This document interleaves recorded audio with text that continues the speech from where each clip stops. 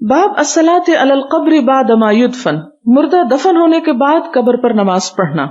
مراد یہاں نماز سے نماز جنازہ ہے، اور یہ حدیث بھی بہت دفعہ گزر چکی ہے. حدثنا حجاج بن منہال حدثنا شعبہ قال حدثني سلیمان الشیبانی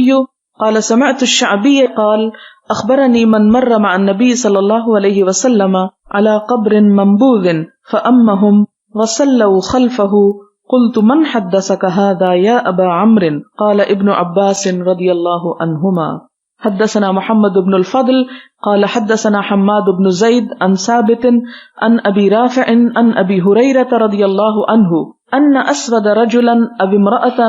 كان يقم المسجد، مسجد میں جھاڑو لگاتے تھے. فمات ولم يعلم النبي صلی اللہ علیہ وسلم بموته فذكره ذات يوم فقال عليه الصلاة والسلام ما فعل ذلك الانسان قالوا مات یا رسول اللہ قال افلا آذنتموني فقالوا انه كان كذا وكذا قصته قال فحقروا شأنه. یہاں ایک نیا لفظ آ رہا ہے کہ صحابہ کرام نے اس کے معاملے کو،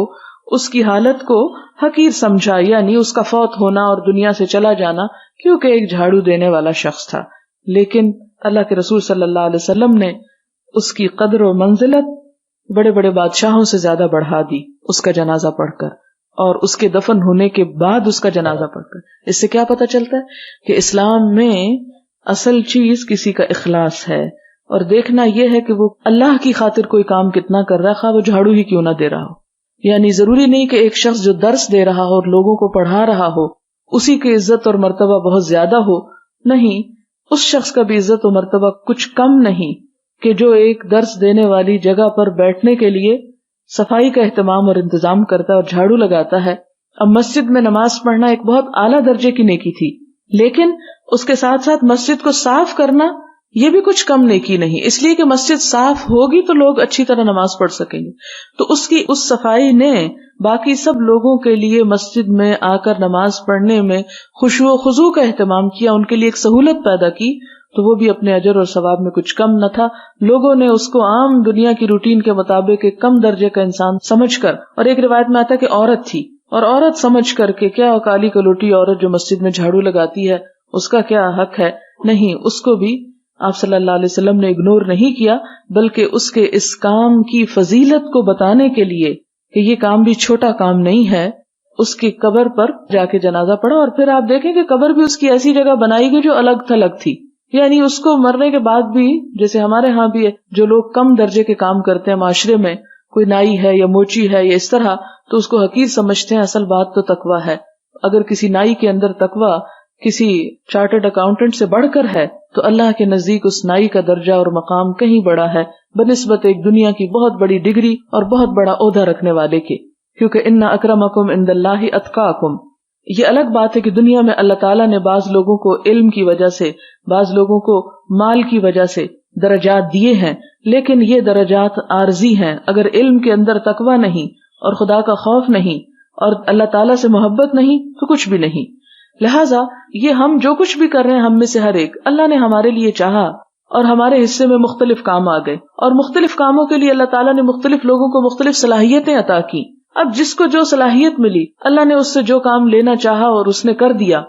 تو قیامت کے دن یہ نہیں دیکھا جائے گا کہ کس نے بظاہر کیا بڑا کام کیا اور کون سا مارے کا سر کر کے آیا. دیکھا یہ جائے گا کہ کس کے اندر واقعی وہ کام صرف اللہ کے لیے خالصتاً کرنے کا جذبہ تھا، اور جس کے اندر جتنا یہ جذبہ زیادہ ہوگا، جتنی اللہ کی محبت زیادہ ہوگی، اتنا ہی اس کا اجر زیادہ ہوگا. کیونکہ وہاں پر کام کی مقدار نہیں دیکھی جاتی، اس کی کوالٹی دیکھی جاتی ہے، خواہ وہ کام چھوٹا ہی کیوں نہ ہو. اس لیے ہم سب کو بھی توجہ اس بات پر رکھنی چاہیے کہ ہم جو کچھ بھی کر رہے ہیں، خواہ ہم جھاڑو ہی لگا رہے ہیں، تو ہم کوئی حقیر و ذلیل لوگ نہیں ہیں. ہم اللہ کے نزدیک بڑی قدر و قیمت رکھتے ہیں اگر ہم اس جھاڑو میں بھی نیت یہ رکھتے ہیں کہ یہ میرے رب کی رضا کے لیے یہ کام ہے، کسی انسان کی رضا کے لیے نہیں. اور ضروری نہیں کہ صرف اسی جھاڑو لگانے کا اجر ہے جو کسی مسجد میں ہو یا کسی درس گاہ میں ہو. کہیں پر بھی انسان جب صفائی اور ستھرائی اور طہارت کا اہتمام کرتا، خواہ وہ اپنے گھر کا باتھ روم ہی کیوں نہ دھو رہا ہو اور اپنا کموڈ ہی کیوں نہ صاف کر رہا ہو، تو ایسی صورت میں اگر وہ اسلام کے اس تعلیم کو مد نظر رکھ رہا ہے کہ طہارت نصف ایمان ہے،